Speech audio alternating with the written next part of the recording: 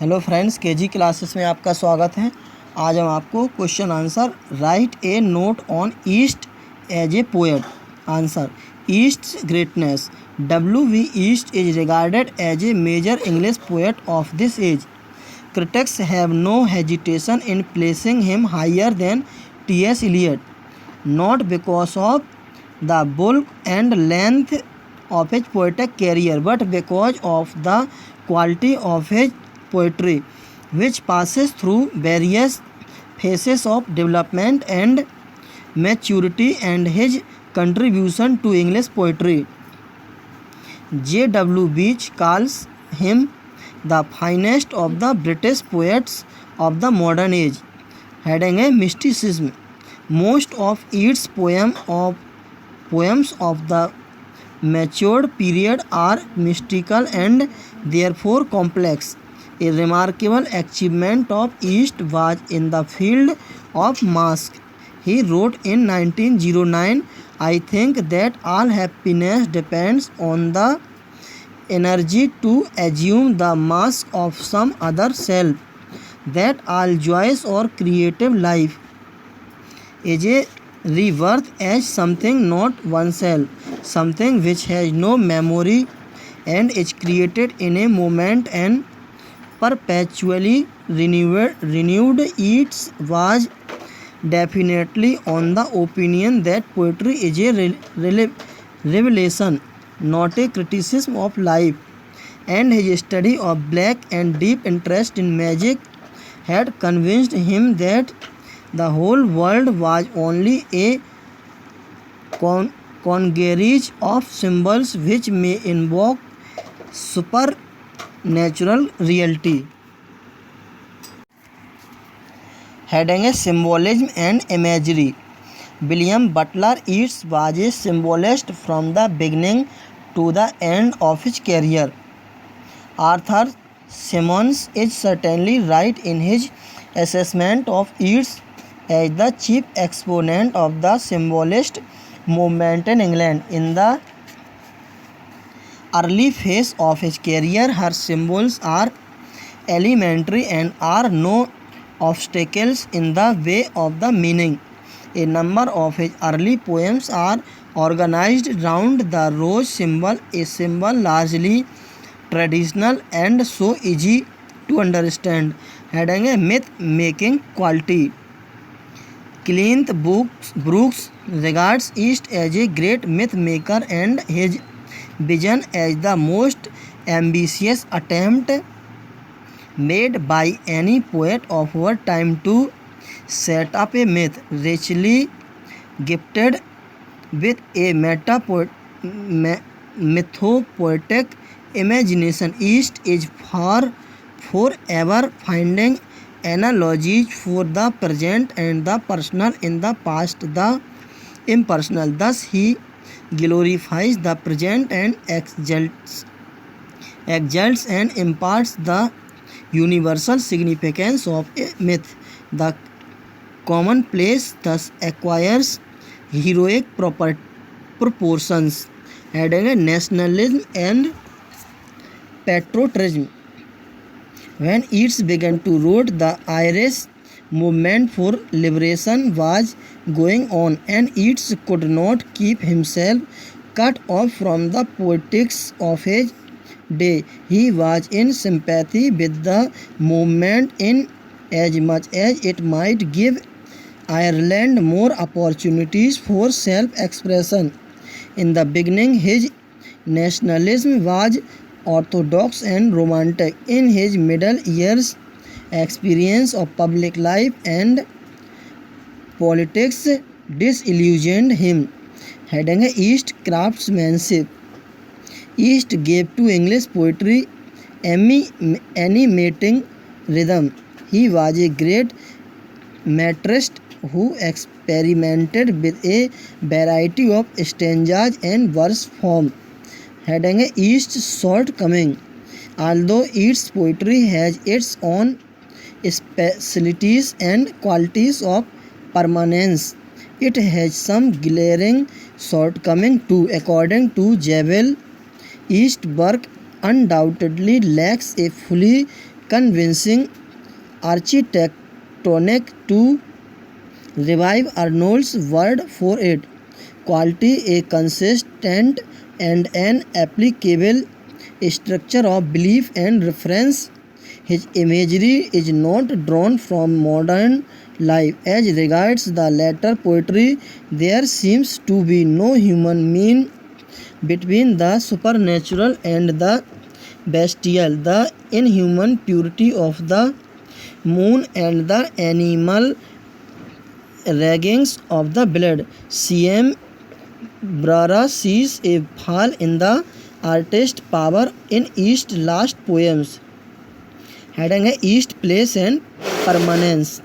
Despite these shortcomings, East has attained a significant place in the history of English poetry.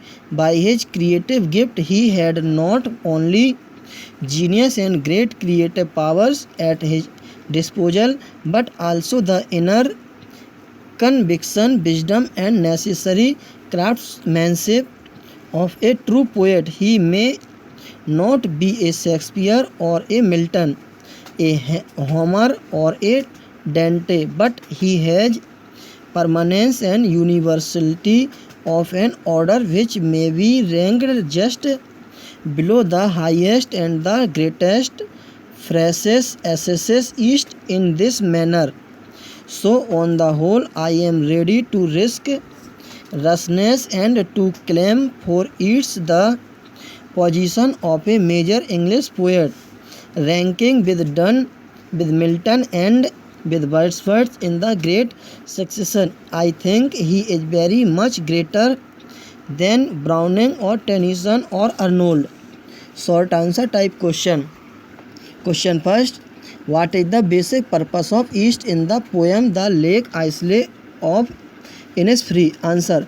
In the poem The Lake Isle of Innisfree, the basic purpose of the poet is to point out that only nature can give us the perfect peace. Therefore, if a person wants to give up the tension of his mind, he should seek the company of nature. Like the romantic poet, East wants to confirm that only nature can give us the peace of soul.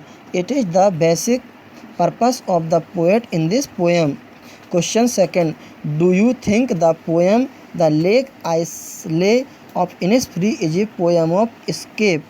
Answer. There are some critics who are of the opinion that this great poem is a poem of escape. In this poem, the poet expresses his desire to escape from the busy London life to the beautiful and peaceful island of Innisfree. The beautiful scenes of nature often strike the mind of the poet. He is so much fed up with the city life that he decided to escape it. So in this regard, it is a poem of escape. Question third. What are the romantic elements in the poem The Lake Isle of Innisfree? Their answer. There are many critics who think that this poem has all the features of romantic poetry. The poet's love for nature is like that of any other romantic poet. He is fond of loneliness, and this quality is also found in the romantic poets. The poet is fed up with the city life, and this quality also belongs to the romantic poetry. Question 4. What do you understand by the title of the poem of the Second Coming? Answer. The title of the poem suggests that the present civilization is about to end and the new civilization is about to come. Second Coming means the arrival of the greatest power for the second time. This greatest power came on this earth through the personality of Christ for the first time. Therefore, if God comes on this earth, it will be his second coming. Question 5. What is the theme of the poem The Second Coming? Answer. The theme of this poem is certainly about the poet's perfect belief in the greatest power of God. The poet admits that at present the condition of the world is very miserable, and this condition can be removed after the arrival of God on this earth. So the poet described this theme in this poem. Question 6. In which magazine was the poem The Second Coming published for the first time? Answer. The poem The Second Coming was published in the American magazine in Dial. It was published in November 1920. Later on, it was included in the volume entitled Michael, Robert and the Dancer. Objective question. Question first. W.B. Yeats was born in answer 1865. Question. W.B. Yeats was answer a playwright. Question. W.B. Yeats was awarded Nobel Prize in answer 1925. Question. W.B. Yeats died in answer 1939.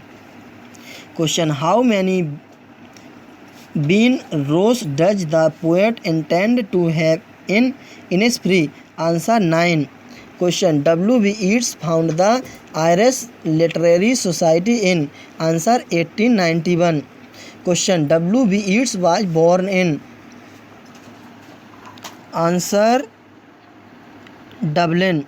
Question. The Second Coming was first published in answer 1920. Question. The Second Coming was first published in answer America. Question. Whom is Second Coming does the poet refer to? Answer of the prophet. Critical opinion on W.B. Yeats. First, he was at heart a dreamer, a visionary, fascinated by folk love, balladry, and the superstitions of the Irish peasantry. Like them, the truth of dreams and in person's immortality is trusted to his imagination, and however uncertain his method, it certainly carried him deeper and further than the range of folk love and mythology with which he begins. W.B. Roth के अनुसार है ये.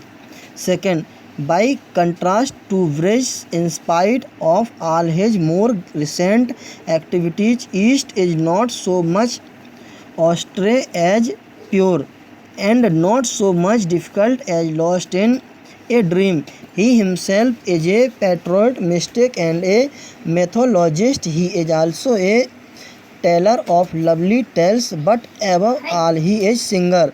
ये Frank Swinnerton के अनुसार है. Third, no poet has in the course of English literature devoted his art and his intellectual resources so thoroughly as Yeats, realizing in poetry the dreaming mind. He was the poet of mysticism and symbolism, calling in his poetry the dreamy atmosphere of ancient Irish days. Edmund Bilson के अनुसार है ये.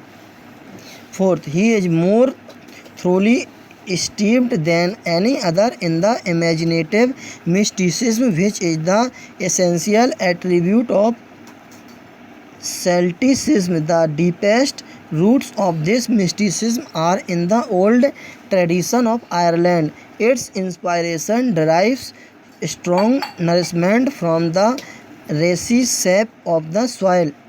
ये ली गोइस and कैजामियम के अनुसार. Thanks, best of luck.